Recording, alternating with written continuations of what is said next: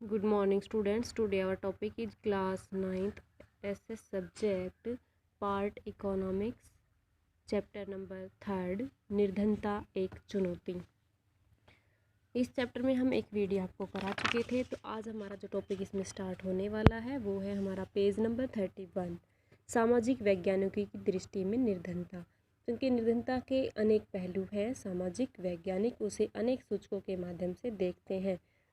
सामान्यतः प्रयोग किए जाने वाले सूचक वे हैं जो आय और उपभोग के स्तर से संबंधित हैं, लेकिन अब निर्धनता का निरक्षरता स्तर, कुपोषण के कारण, रोग प्रतिरोधी क्षमता की कमी, स्वास्थ्य सेवाओं की कमी, रोजगार के अवसरों की कमी, सुरक्षित पेयजल एवं स्वच्छता तक की पहुंच की कमी आदि जैसे अन्य सामाजिक सूचकों के माध्यम से भी देखा जाता है। सामाजिक अपवर्जन और असुरक्षा पर आधारित निर्धनता का विश्लेषण अब बहुत ही सामान्य होता जा रहा है। देखिए बॉक्स में सामाजिक अपवर्जन, इस अवधारणा के अनुसार निर्धनता को इस संदर्भ में देखा जाना चाहिए कि निर्धनों को बेहतर माहौल और अच्छे वातावरण में रहने वाले संपन्न लोगों की सामाजिक क्षमता से अपवर्जित रहकर केवल उत्कृष्ट वातावरण के दूसरे निर्धनों के साथ रहना पड़ता है। सामान्य अर्थ में सामाजिक अपवर्जन निर्धनता का एक कारण और परिणाम दोनों हो सकता है। मोटे तौर पर यह एक प्रक्रिया है जिसके माध्यम से व्यक्ति और समूह उन सुविधाओं और लोगों और अवसरों से अपवर्जित रहते हैं जिनका उपभोग दूसरे यानी कि उनसे अधिक अच्छे करते हैं। इसका एक विशिष्ट उदाहरण भारत में जाति व्यवस्था की कार्यशैली, जिसमें कुछ जातियों के लोगों को समान अवसरों से अपवर्जित रखा जाता है। इस प्रकार सामाजिक अपवर्जन लोगों की आय ही बहुत कम नहीं करता, बल्कि यह इससे भी अधिक हानि पहुंचा सकता है। असुरक्षा भी पॉइंट इसी में क्लियर कर रखा है। निर्धनता के प्रति असुरक्षा एक माप है जो कुछ विशेष समुदाय जैसे कि किसी पिछड़ी जाति के सदस्य या व्यक्तियों जैसे कोई विधवा या शारीरिक रूप से विकलांग व्यक्ति के भावी वर्षों में निर्धन होने या निर्धन बने रहने की अधिक संभावना जताता है। असुरक्षा का निर्धारण परिसंपत्तियों, शिक्षा, स्वास्थ्य, रोजगार के अवसरों के अनेक जीविका खोजने के लिए विभिन्न समुदायों के पास उपलब्ध विकल्पों से होता है।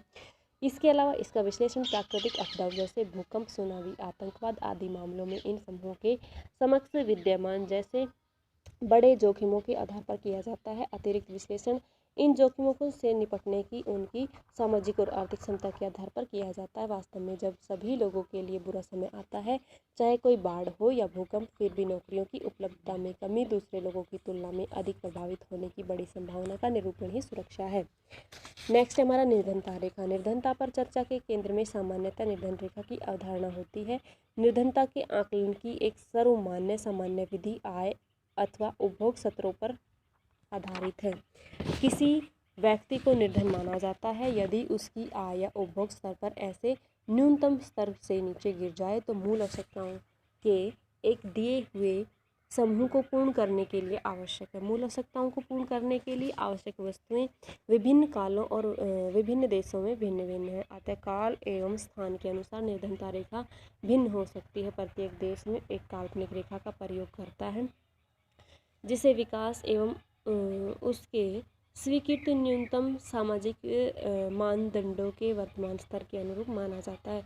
उदाहरण के लिए अमेरिका उस आदमी को निर्धन मानता है जिसके पास कार नहीं है, जबकि भारत में अब भी कार रखना विलासिता मानी जाती है। भारत में निर्धनता रेखा का निर्धारण करते समय जीवन निर्वाह के लिए खाद्य आवश्यकता, कपड़ा, जूता, ईंधन और प्रकाश, शैक्षिक एवं चिकित्सीय संबंधी आवश्यकताओं आदि पर विचार किया जाता है। इन भौतिक मात्राओं को रुपयों में उनकी कीमतों से गुणा कर दिया जाता है। निर्धनता रेखा का आकलन करते समय खाद्य आवश्यकता के लिए वर्तमान सूत्र वांछित कैलोरी आवश्यकता पर आधारित है। खाद्य वस्तुएं जैसे अनाज, दालें, सब्जियां, दूध, तेल, चीनी आदि मिलकर इस आवश्यक कैलोरी की पूर्ति करता है। आयु, लिंग, काम करने की प्रकृति आदि के आधार पर कैलोरी आवश्यकताएं बदलती रहती हैं। भारत में स्वीकृत कैलोरी आवश्यकता ग्रामीण क्षेत्रों में 2400 कैलोरी प्रति व्यक्ति प्रतिदिन एवं नगरीय क्षेत्रों में 2100 कैलोरी प्रति व्यक्ति प्रतिदिन है, क्योंकि ग्रामीण क्षेत्र में रहने वाले लोग अधिक शारीरिक कार्य करते हैं। अतः ग्रामीण क्षेत्रों में कैलोरी आवश्यकता शहरी क्षेत्रों की तुलना में अधिक मानी गई है। अनाज आदि के रूप में इन कैलोरी आवश्यकताओं को खरीदने के लिए प्रति व्यक्ति मौद्रिक व्यय को कीमतों में वृद्धि को ध्यान में रखते हुए समय समय पर संशोधित किया जाता है। इन परिकल्पनाओं के आधार पर वर्ष में 2009-10 में किसी व्यक्ति के लिए निर्धनता रेखा का निर्धारण ग्रामीण क्षेत्रों में 673 रुपये प्रति माह और शहरी क्षेत्र में 860 रुपये प्रति माह था। कम कैलोरी की आवश्यकता के बावजूद शहरी क्षेत्रों के लिए उच्च राशि निश्चित की गई, क्योंकि शहरी क्षेत्रों में अनेक वस्तुओं की कीमतें अधिक हो गई थी। इस प्रकार 2009-10 में ग्रामीण क्षेत्र में रहने वाला 5 सदस्यों का परिवार निर्धनता रेखा से के नीचे होगा यदि उनकी आय लगभग 3,165 रुपये प्रति माह से कम है। इसी तरह से परिवार शहरी क्षेत्रों की अपनी मूल आवश्यकताओं की पूर्ति करने के लिए कम से कम 4,300 रुपये प्रति माह की आवश्यकता होगी।